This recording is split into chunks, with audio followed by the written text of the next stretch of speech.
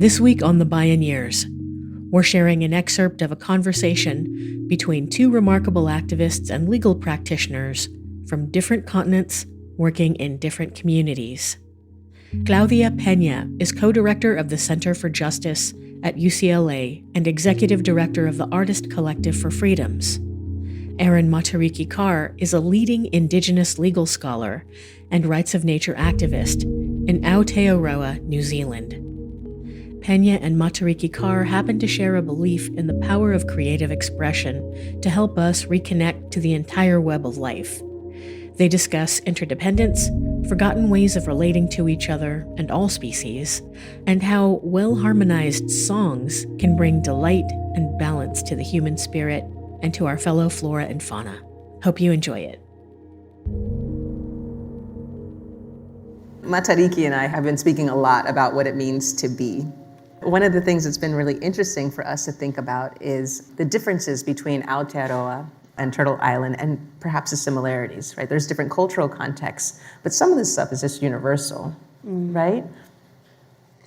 Learning how to be again. Yeah, totally. We've heard a lot today, especially from the Kaumatua Oran Lions earlier today about our disconnection from the earth and our disconnection from each other. And so we're living in this anomaly right now for the last 500 years. And we talk about this timeline where you start with time immemorial and you think of this timeline curving, curling like this. And then we finally get to this point here, and this is the last 500 years. And this is all, and this is reality, like being in tune with the land.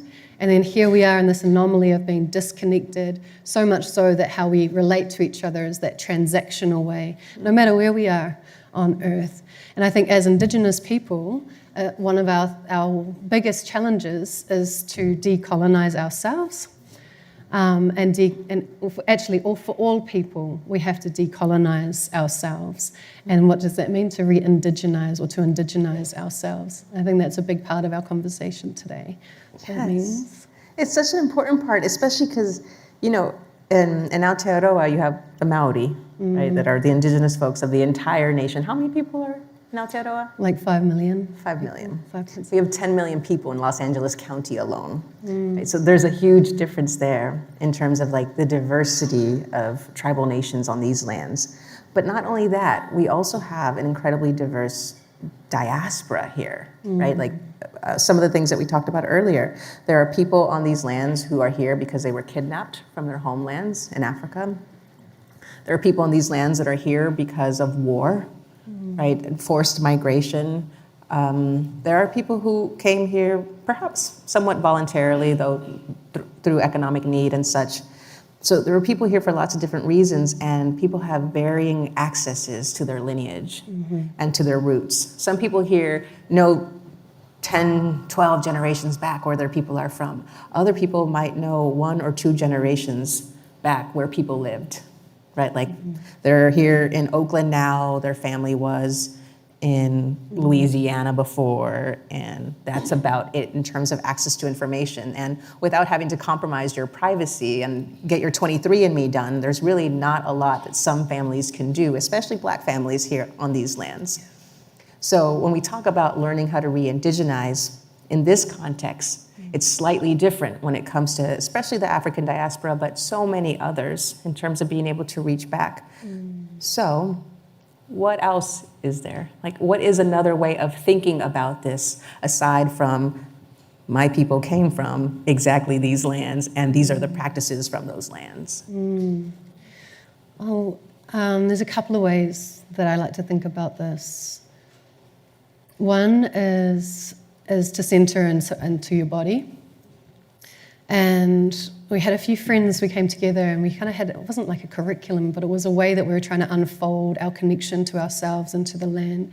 And we focused first on the breath in the body and clearing the breath and deepening the breath. And then we focused on what we're putting into the body and looking at our water and understanding where our water actually came from, not just from the tap, but where is your water coming from? I think all of us should inquire and look at that, because whatever we're ingesting, you are what you eat, you are what you drink. Learn about that. Understand the infrastructure that's around us and your food, especially. Where is our food coming from?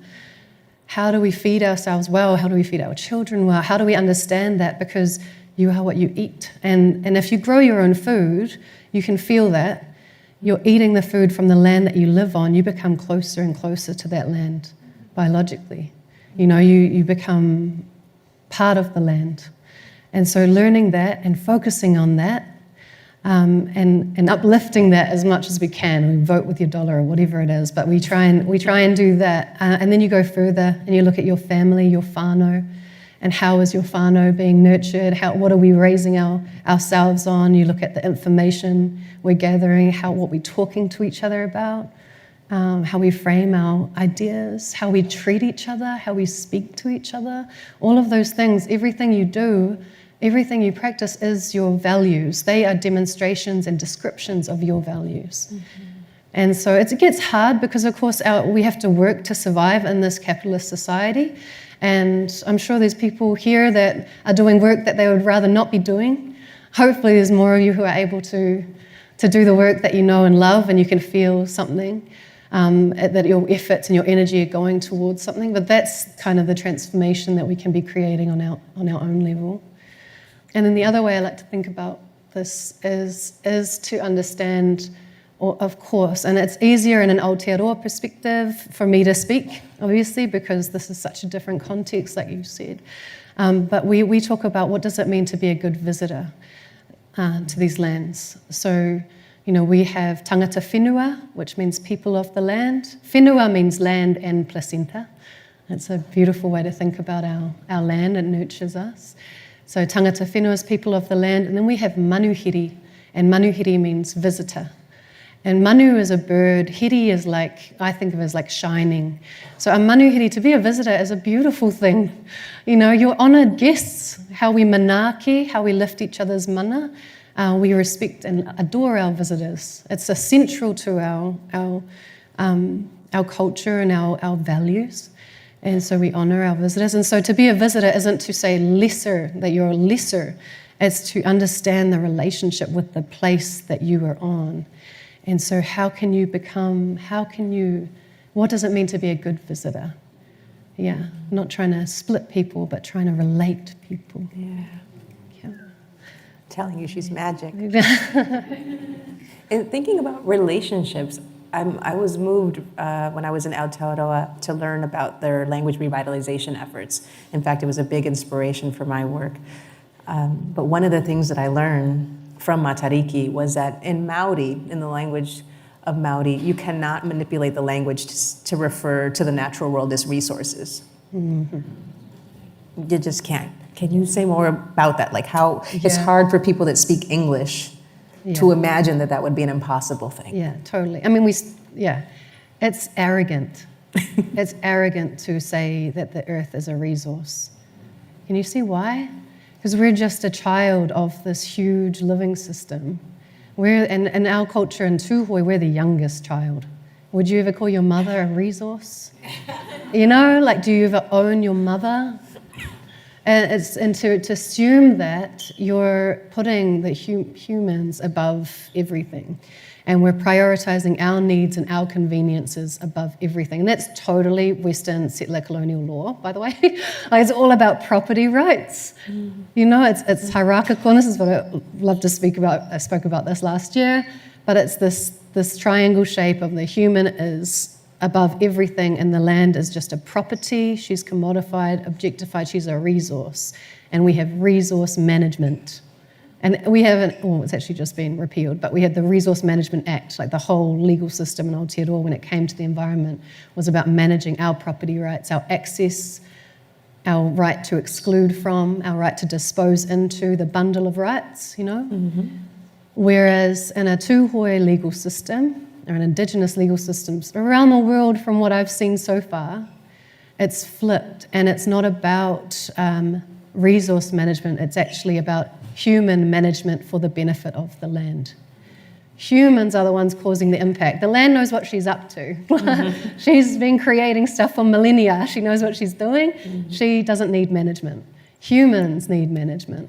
So within the Tūhoe legal system, that's a major foundational constitutional concept is human management for the benefit of the land. Step away from resource.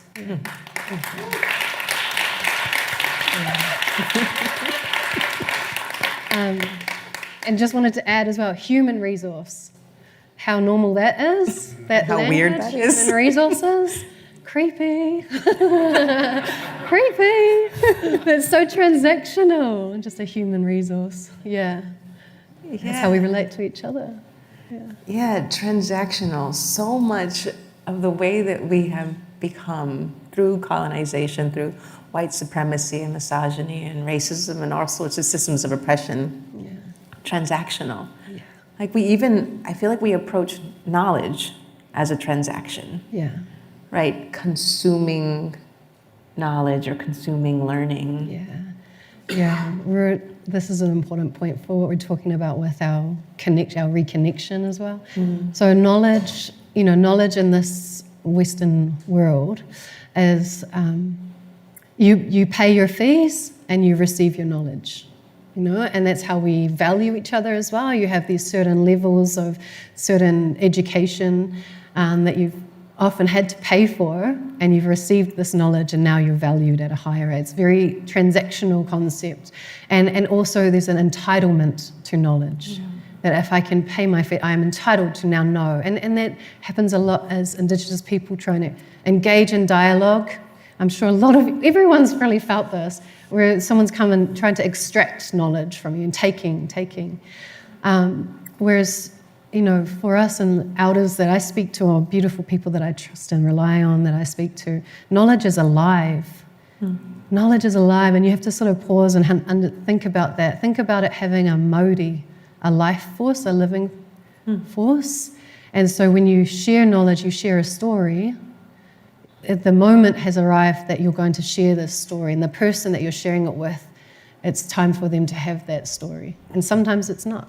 And sometimes knowledge is very sacred, and it's not okay to just go and share it out like this entitled piece of paper that you get to surprise your friends with. Like, I got some cool knowledge for you, And so you have to be way more mindful about knowledge, that it's alive, that it has mana, which is like an honor or a dignity that you must respect, and it has a life force that you must enhance.